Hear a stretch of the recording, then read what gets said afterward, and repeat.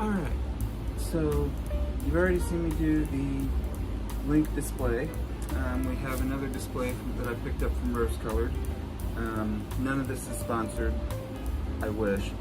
I spend enough money with them and I got more to spend. Them and Gaming Relics I about spend all the time. So this one is titled On the Fritz. It is a bi-level. Seriously. It is a bi-level display for the Metroid, for the Samus and EMMI.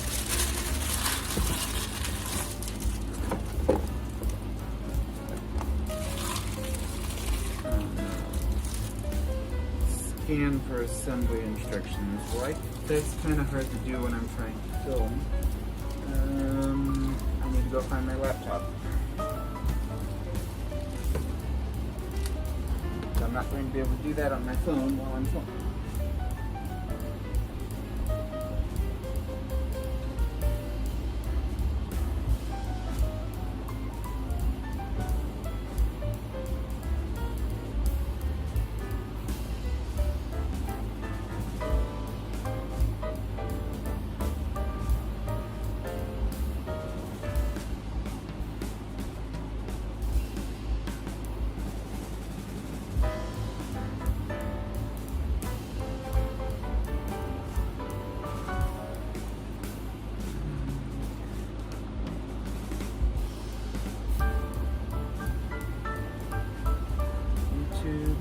Really?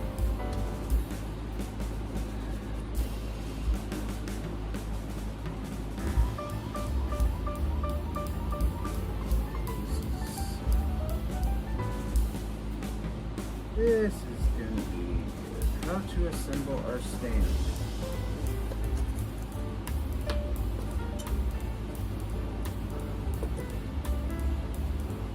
Here, scan for assembly instructions. Yep.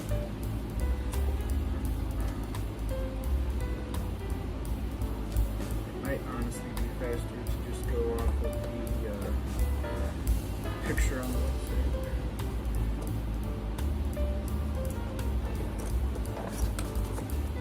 And this wouldn't really be an issue if I wasn't trying to make a video of it, so.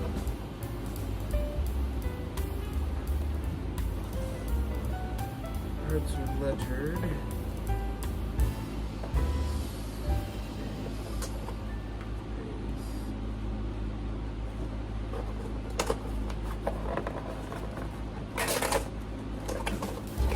That helps a little bit. They got smart and just used a trading card box. Just used a 550 count trading card box for shipping. Also, I laughed that in their assembly video, they're just opening straight out of the box, that none of the pieces have the backer on them. Oh, okay. That ain't bad. By the time I get everything peeled, I'll probably know what I'm doing. Peel all film prior to assembly. Okay. So the bases are all letter coded. So A to part A and all of that. So this may not be too bad. So yeah, A to A. To be okay, that's not too bad.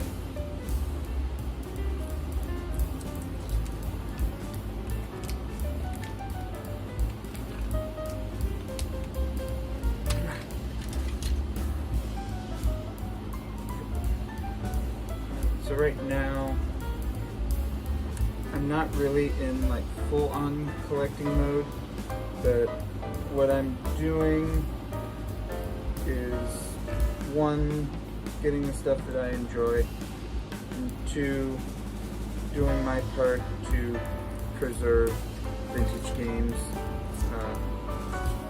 I'm not sure that I completely agree with the 87% of all games released before 2010 are unplayable or unpurchasable.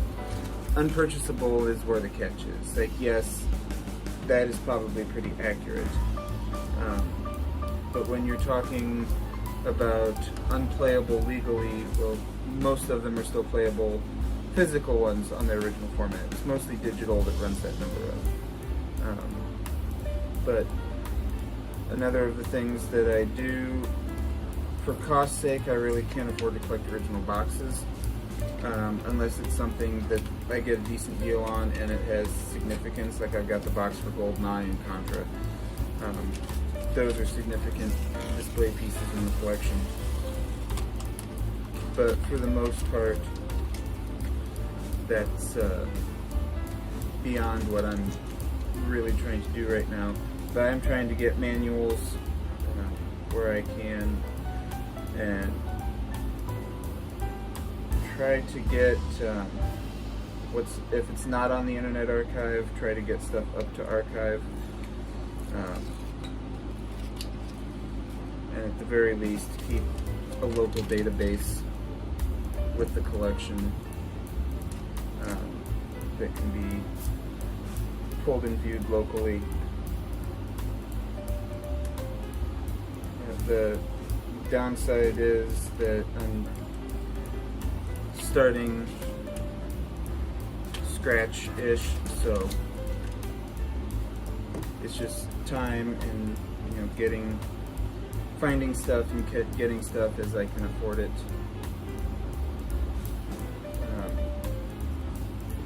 I don't find a lot at thrift stores anymore, but I did find a decent mini haul this week that I need to record a video on.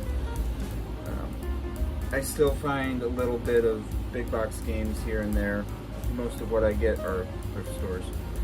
I just got a Trivial Pursuit sealed on CD-ROM for Windows 3.1, which will be good because I can run it on the IBM when I get back to that project.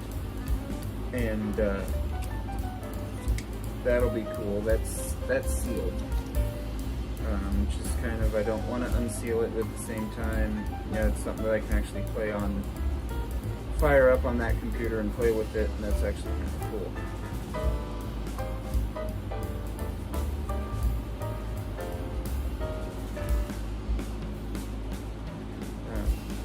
Most of what I'm working on is getting the collection out of storage and unpacked and sorted. I've got a bunch of videos I need to make. It's just been that most nights I'm either working on setup that I don't really have a way to make look good on film, or I'm just so tired from working that it's just not. It's like I want to get to where I can make a decent living off of doing this as opposed to just being a passion project, but at the same time I don't really have the energy from career to devote too much to it. So I picked up a pair of 20-inch CRTs, so I've gotten to play my retro games as they were intended on an actual tube TV, which has been awesome. It's a much better experience. I broke down and spent the like $8 or $10 or whatever on a RCA to HDMI converter on Amazon, and the lag just makes it unplayable, which is why I've always stayed away from those, because it's doable, but it takes a lot more processing power and a lot more cost than something you're going to get in an $8 or even $10 or even $20 or $30 thing. To go from a composite and upscale it to an HDMI, it's just more than those things are really able to do.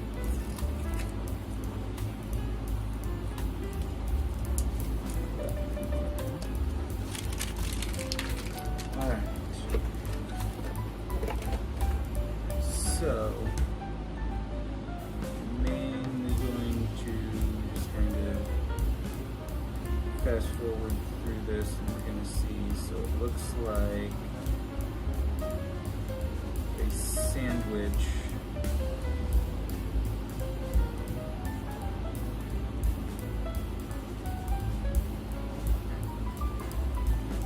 Top layer of the base, which is this one. So it looks like they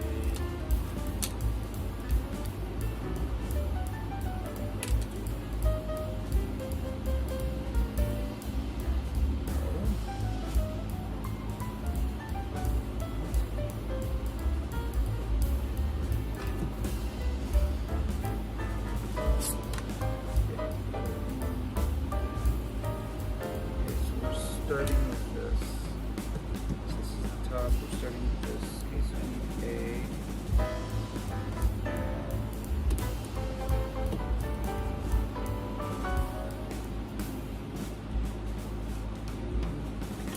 Go there.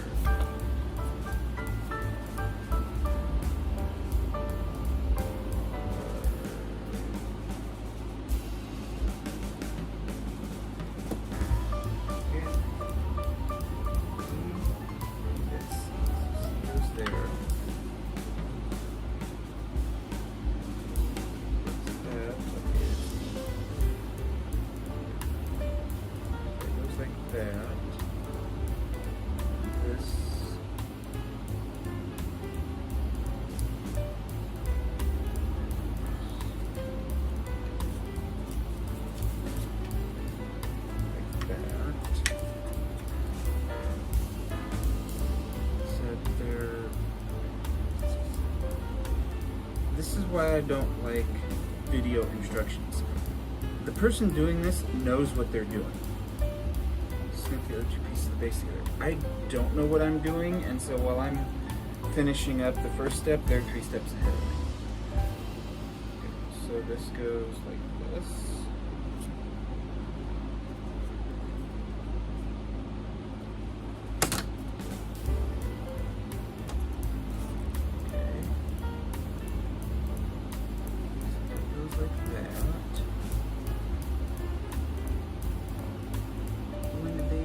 The other side on.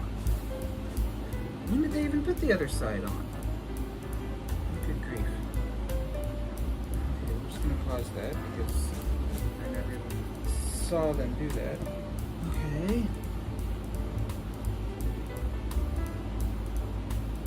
So that's how. And I just flipped to a different video and I didn't go back. Great. Okay, well I guess we're going blind because I just accidentally clicked on a completely different video and YouTube will not let me go back to it. Hopefully. Let's figure it out. Literally, like there's no option to go back. Like I'm gonna have to Unreal. Go back to here.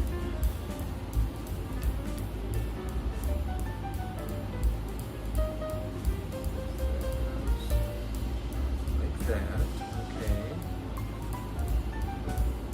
And it goes like that. Yes, like that. Like that. Okay. So what are we doing next? Take the red one.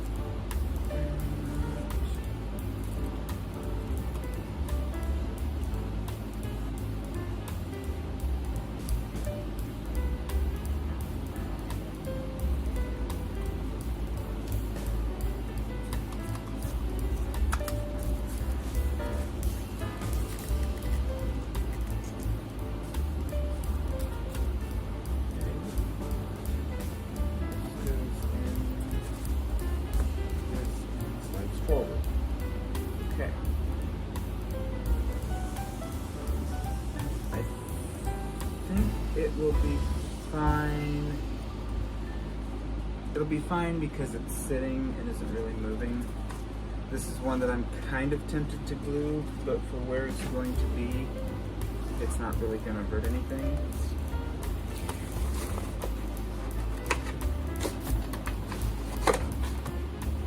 At the time of recording this video, these Amiibos are not rare.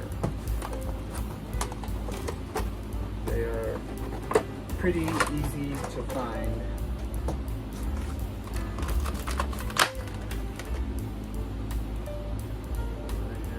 There.